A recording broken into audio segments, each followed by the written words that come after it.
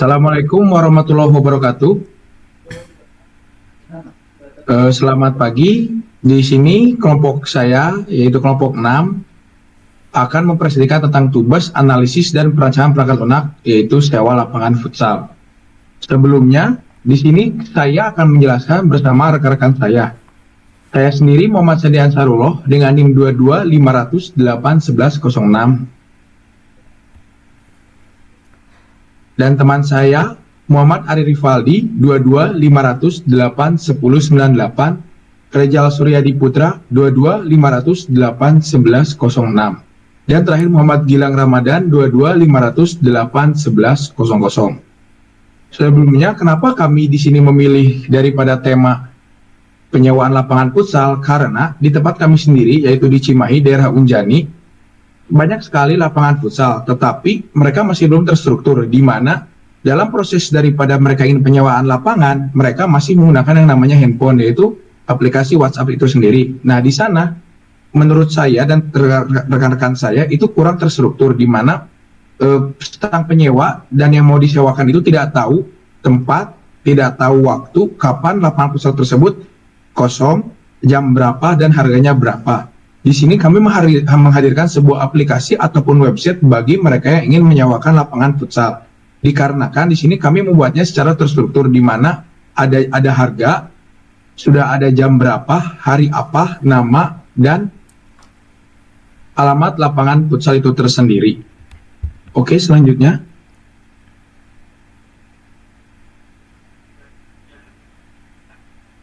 Di sini saya akan menjelaskan apa itu kebutuhan fungsional tersendiri daripada aplikasi yang akan kami buat. Aplikasi yang kami buat akan memiliki fitur pendaftaran untuk pengguna baru, di mana setiap pengguna baru wajib mendaftarkan diri tersebut di aplikasi yang kami buat agar nanti kami dapat memverifikasi bahwa dia adalah benar seorang pengguna. Pengguna dapat membuat akun dengan Gmail. Kenapa dengan email? Karena kami akan mengirimkan aktivasi tersebut melalui email dan seperti untuk notif daripada pembayaran berhasil dan kapan Anda dapat ke tempat yang akan disewakan. Pengguna harus dapat masuk ke dalam aplikasi menggunakan kredensial yang mereka daftarkan. Pengguna harus dapat melihat jadwal lapangan futsal yang tersedia. Nah, di aplikasi kami tersendiri akan ada jadwal lapangan futsal tersebut. Nah, di mana akan ada jam, hari, dan tanggal tersebut. Dan untuk alat futsal yang mana saja yang dapat disewakan, pengguna harus dapat melakukan reservasi lapangan untuk waktu tertentu. Menyediakan pembayaran secara online. Di kami nanti akan ada pembayaran secara online, di mana bisa melalui transfer, dana, dan aplikasi lainnya. Pengguna harus dapat melihat riwayat reservasi lapangan futsal yang telah mereka buat. Nanti di kami akan ada daftar riwayat reservasi lapangan futsal tersebut agar pengguna tidak lupa mereka menyewanya pada saat kapan. Pengguna harus dapat mengajukan keluhan jika mereka mengalami masalah reservasi atau layanan lapangan futsal. Nanti kami akan membuat sebuah keluhan atau membuat sebuah layanan yang di mana pengguna tersebut dapat berkomentar apa kurangnya dari kami, apa plusnya dari kami, sehingga kami bisa membuat aplikasi secara lebih baik lagi. Ini kebutuhan non-fungsionalnya. Website harus responsif, memiliki waktu muat yang cepat agar pengguna tidak mengalami kelelahan menunggu halaman terbuka. Website harus dapat menangani lonjakan lalu lintas pengguna tanpa penurunan kinerja yang signifikan. Maksud daripada dua hal tersebut adalah di mana aplikasi atau website yang kami buat, jika misalkan banyak yang masuk bersamaan, mau 10-20, itu tidak nge-lag, di mana cekap, tanggap, dan terginas. Tidak ada namanya website tidak merespon atau apapun itu. Perlindungan data pribadi pengguna dan transaksi online secara penting, sehingga diperlukan implementasi protokol keamanan seperti SSL (Secure Socket Layer). Nah, jadi di sini pengguna tidak akan takut jika data-datanya tersebar, karena kami sendiri menggunakan yang namanya secure atau keamanan, sehingga pengguna dapat nyaman jika ini pendaftaran, nomor teleponnya, namanya, alamatnya, itu pengguna akan merasa nyaman sekali karena semua terlindungi. Website harus tersedia sepanjang waktu sehingga memastikan lapangan futsal dapat dipesan kapanpun dibutuhkan. Nah, website kami akan beroperasi secara 24 jam, sehingga jika semisal contoh, ada orang jam 1 malam baru saya ingin main futsal nih, udah ngajak teman-teman, tapi jam 1 malam. Nah, website kami bisa diakses pada jam tersebut, mau itu dimanapun, jam berapapun, menit kapanpun, dan hari apapun. Itu dapat diakses oleh pengguna manapun. Antar muka pengguna harus intuitif dan mudah digunakan, sehingga pengguna dapat dengan mudah menavigasi situs dan melakukan pemesanan lapangan. Nah, kami akan membuat sebuah website atau aplikasi yang sangat mudah digunakan, sehingga pengguna akan dapat dengan mudah mengerti alur daripada pembayaran, pembokingan daripada website yang akan kami buat atau aplikasi. Website harus dapat diakses dengan lancar dari berbagai perangkat dan browser yang berbeda. Di sini karena kan banyak ada Mac OS, ada Android, ada laptop-laptop yang lain, layarnya berbeda, terus ponsel dengan ini kan beda layar. Nah, di situ kami akan membuatnya sehingga mau pengguna menggunakan perangkat apapun, mau itu handphone, mau itu laptop, mau itu tab, itu pengguna dapat melakukan pemesanan secara gampang dan mudah. Diperlukan monitoring dan perawatan rutin untuk memastikan website tetap berjalan dengan baik dan minim downtime. Kami akan menyediakan admin atau operator yang setiap saat akan memeriksa website tersebut dikala ada kendala ataupun tidak ada kendala. Next.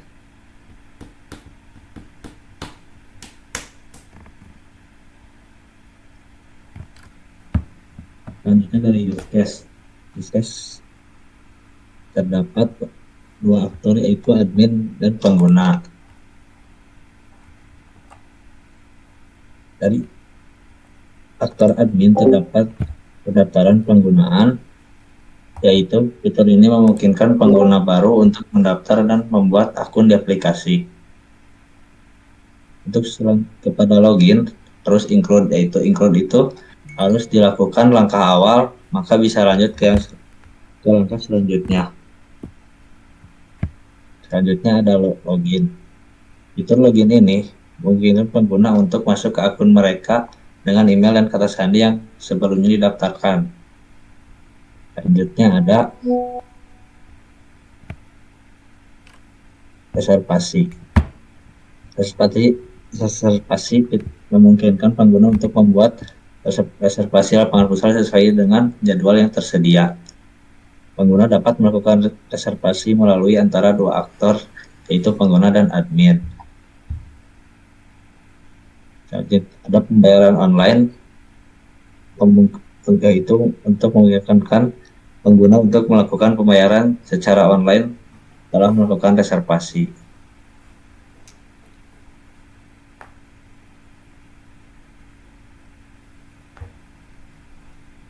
Selanjutnya ada pengelolaan lapangan dari aktor pengguna. Fitur ini hanya tersedia untuk admin dan memungkinkan mereka untuk melihat jadwal lapangan, melihat riwayat transaksi, dan mengelola lapangan. Ada juga sistem keluhan atau complaint system untuk pengguna yang mengirimkan keluhan atau masukan kepada admin jika ada masalah atau kekurangan dalam aplikasi. Nah, dalam use case ini terdapat dua aktor yang terlibat, kemudian admin. Pengguna dapat melakukan reservasi lapangan, melakukan pembayaran online, dan mengirimkan keluhan. Sementara itu, admin dapat melihat riwayat transaksi, melihat jadwal lapangan, dan mengelola lapangan.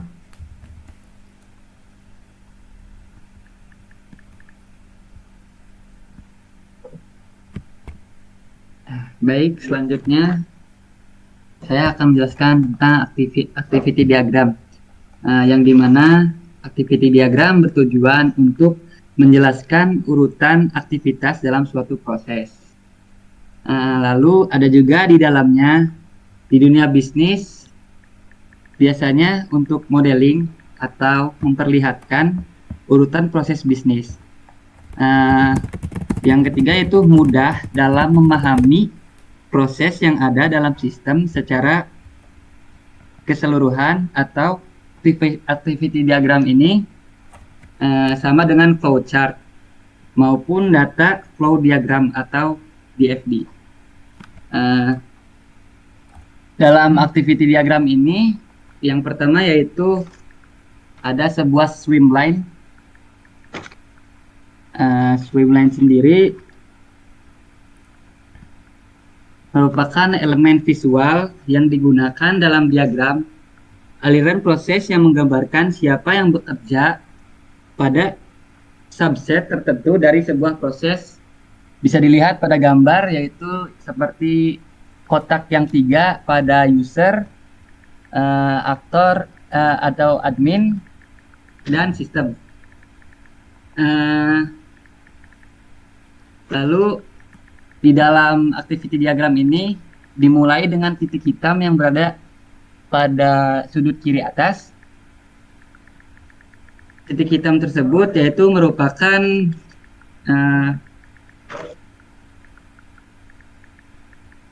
initial node. Initial node yaitu merupakan status awal yang digunakan sebagai penanda untuk menunjukkan dari mana titik awal sebuah sistem akan dimulai. Biasanya initial node ini pada activity diagram hanya dapat memiliki satu initial node. Lalu ada sebuah activation, sebuah gambar yang kotak oval berwarna biru, merupakan aktivitas yang dilakukan dalam sistem, biasanya diawali dengan kata kerja. Lalu elemen belah ketupat atau decision merupakan sebuah percabangan yang dimana ada pilihan aktivitas yang lebih dari satu. Lanjut, yang terakhir, elemen keempat ada activation final node atau status akhir. Status akhir yang dilakukan sistem sebuah diagram aktivitas memiliki sebuah status akhir. Lanjut, saya akan menjelaskan bagaimana alur atau flow control dalam activity diagram ini. Yang pertama, login, yaitu sebuah user dapat melakukan login pada sistem, lalu sistem akan memvalidasi apakah user dapat melakukan login atau tidak. Jika user dapat melakukan login, maka lanjut pada tahap tampilan halaman utama. Jika user tidak dapat melakukan login, maka mengoreksi ulang sebuah username atau password yang tidak valid. Lalu admin dapat mengecek user, dan setelah admin mengecek user dapat memberikan data diri. Data diri tersebut selanjutnya diinput oleh admin, dan dari admin sistem dapat mengecek data user tersebut. Dari data user tersebut terdapat sebuah decision atau dua pilihan, yaitu klik menu penyewaan dan registrasi. Dari klik menu penyewaan dapat menampilkan form penyewaan. Form penyewaan pada sistem, lalu lanjut pada admin input data penyewaan. Input data penyewaan ini yaitu dapat mengecek ketersediaan lapangan. Dan dari setelah kita mengecek ketersediaan lapangan, dapat dilihat jika lapang tersedia, maka akan melakukan pembayaran, dan jika lapangan tidak tersedia, maka akan menginput data kembali. Setelah melakukan pembayaran, user dapat mencatat setelah melakukan pembayaran, sistem dapat mencatat riwayat pembayaran. Dari sistem, setelah mencatat riwayat pembayaran, admin akan melakukan submit form penyewaan, dan setelah submit form penyewaan telah selesai, sistem akan mencatat penyewaan telah selesai dilakukan, dan diakhiri dengan final node atau status akhir.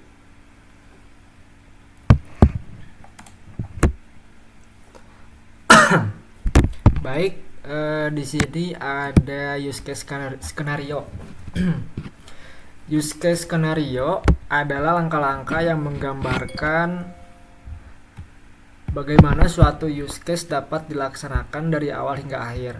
Secara sederhana, use case skenario adalah cerita tentang bagaimana suatu sistem atau perangkat lunak berinteraksi dengan pengguna atau entitas lain dalam skenario tertentu.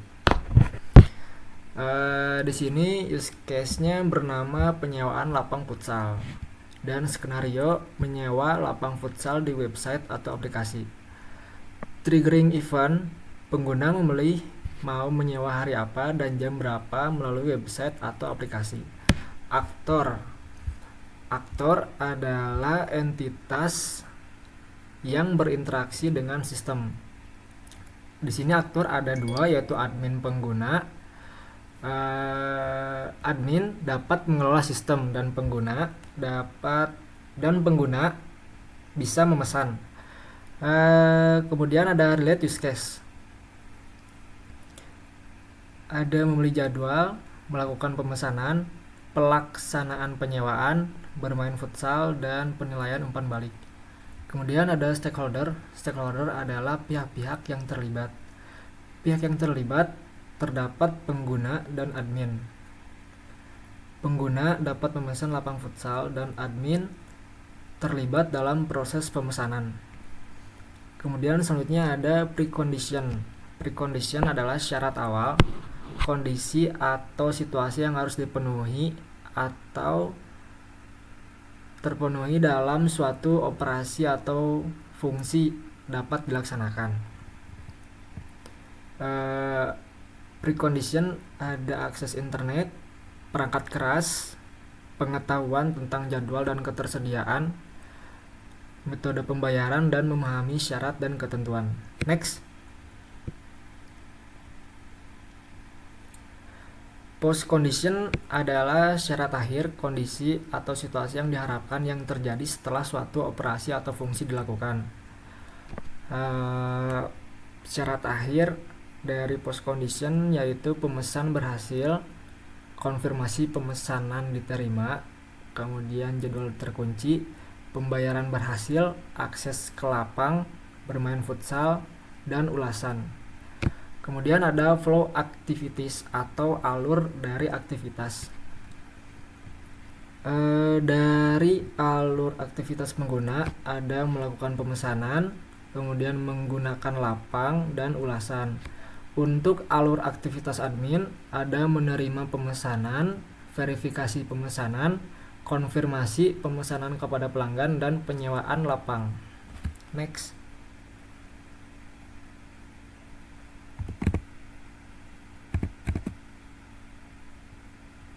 Oke, yang terakhir adalah kelas diagram. Seperti yang kita ketahui, kelas diagramnya adalah salah satu jenis diagram struktur pada UML yang menggambarkan dengan jelas struktur serta deskripsi kelas, atribut, metode, dan hubungan dari setiap objek. Kenapa kami menggunakan kelas diagram? Karena menurut kami kelas diagram mempunyai fungsi yaitu menunjukkan struktur dari suatu sistem dengan jelas, meningkatkan pemahaman tentang gambaran umum atau skema dari suatu program, dapat digunakan untuk analisis bisnis dan digunakan untuk membuat model sistem dari sisi bisnis. Nah, di sini juga kami menggunakan kelas diagram karena kami melihat kelebihan daripada kelas diagram tersebut, yaitu membantu kami untuk menyampaikan kebutuhan dari suatu sistem, memberikan gambaran umum tentang skema aplikasi dengan jelas dan baik. Di diagram kelas berfungsi untuk menjelaskan suatu model data untuk sebuah program, baik model data sederhana maupun kompleks. Nah, di sini sendiri kami ada 9 case. Apa itu case? Di sini tuh ada dibagi 3 ya. Ada yang pertama tuh yang kalian lihat ada di atas tuh ada yang login, user, reservasi, admin. Itu adalah sebuah kelas. Nah, kalau bawahnya yang di tengah itu adalah atribut daripada kelas. Dan yang di bawahnya itu adalah bentuk daftar operasi yang akan ditampilkan. Di sini kami menggunakan 9 kelas.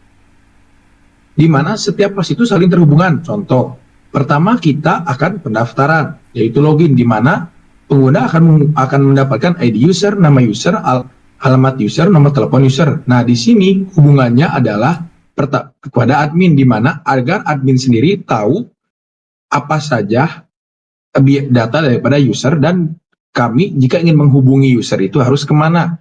Dan user juga akan mendapatkan sistem keluhan, di mana di sistem keluhan tersebut user harus menghadirkan ID user, keterangan, dan rating. Keterangannya mau baik, mau itu ratingnya mau bagus apa tidak, itu terserah game itu sendiri. Nah, user akan berhubungan dengan reservasi car. Nah, di sini ada ID reservasi, waktu, tanggal, hari, lapangan, dan durasi bermain. Nah, terus nanti untuk sisanya, setelah kalian reservasi, kalian akan dapat dua hal. Nanti kalian akan mendapatkan riwayat transaksi dan informasi lapangan. Nah, informasi lapangan ini apa? Informasi lapangan ini, jika kalian ingin membooking, kalian akan tahu fasilitasnya apa saja, keterangan apa saja, fotonya apa saja. Nah, di ini nanti kalian akan mendapatkan transaksi, di mana ini adalah bekas daripada yang kalian sewa. Nah, kalian akan mendapatkan riwayat reservasi dan pembayaran serta waktu pembayarannya itu. Nah, terus daripada ini nanti di sini ada hubungannya dengan fasilitas lapangan, di mana kalian akan mendapat informasi berupa jenis lapangan dan jenis bola. Nah, dari semua daripada kelas 3 tersebut berpusat pada admin, di mana admin akan mengatur setiap reservasi, riwayat transaksi, sistem keluhan, pembayaran, informasi lapangan, fasilitas lapangan, serta user tersebut. Jadi nanti admin mengatur semua ini. Oke, mungkin cukup sekian dari kelompok kami perihal sistem sewa lapangan yang akan kami buat. Terima kasih. Wassalamualaikum warahmatullahi wabarakatuh.